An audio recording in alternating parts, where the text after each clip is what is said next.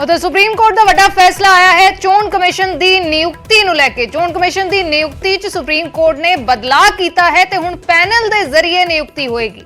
मुख चोण कमिश्नर ते चोण कमिश्नर की नियुक्ति नूं लैके खास तौर पर बड़ा फैसला है। पैनल दे विच दसदी कि पीएम चीफ जस्टिस ते विरोधी धिर दे आगू शामिल होणगे। बदलाव नूं लैके जानकारी किया गया है। पैनल की सिफारिश तो बाद राष्ट्रपति मोहर लाउणगे।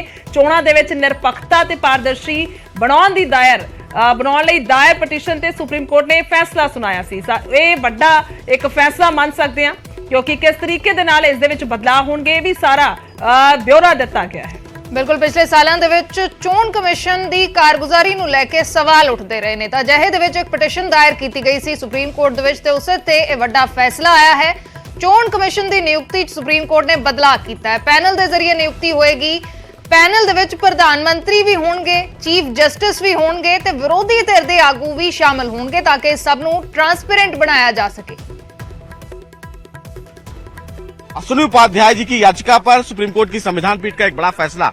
सर, इस पूरे फैसले को कैसे देखते हैं और जिस तरह आप पहले से मांग कर रहे थे कि चुनाव आयोग को पारदर्शी बनाया जाए और ताकतवर बनाया जाए, तो क्या कुछ सुप्रीम कोर्ट का ये आदेश? देखिए, इस समय चुनाव के दौरान भारत में जाति का जहर घोल दिया जाता है, भाषा का जहर घोला जाता है, क्षेत्र का जहर घोला जाता है, कालाधन बंटवाया जाता है, शराब बंटवाई जाती है, पूरा इलेक्शन सिस्टम को पॉल्यूट कर दिया जाता है और इलेक्शन कमीशन उसको शांत होकर देखता रहता है।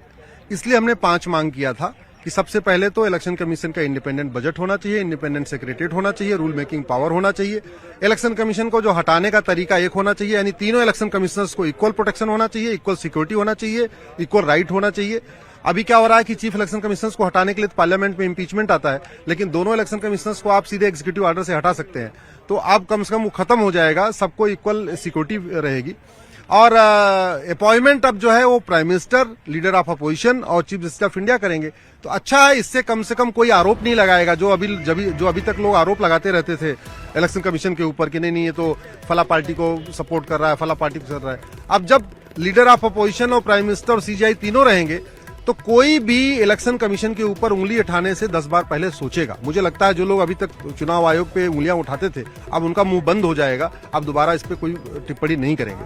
देखिए, सुप्रीम कोर्ट के पास इंडिपेंडेंट सेक्रेटरीट है, इंडिपेंडेंट बजट है। लोकसभा के पास इंडिपेंडेंट सेक्रेटरीट है, इंडिपेंडेंट बजट है। लेकिन इलेक्शन कमीशन जो सबसे इंपॉर्टेंट काम करता है, पूरे देश में चुनाव कराता है, ना उसके पास इंडिपेंडेंट बजट है, ना इंडिपेंडेंट सेक्रेटरीट है। बार बार उसको सरकार के सामने हाथ फैलाना पड़ता है कि हाँ जी हमको पैसे चाहिए।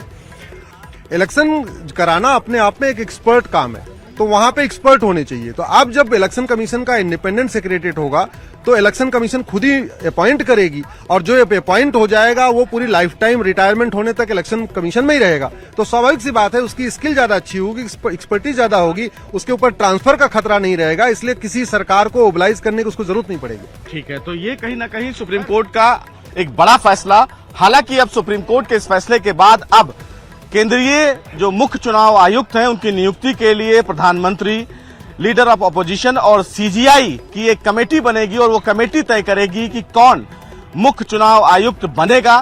कैमरामैन मनमोहन के साथ सुशील पांडे, न्यूज़ 18 दिल्ली।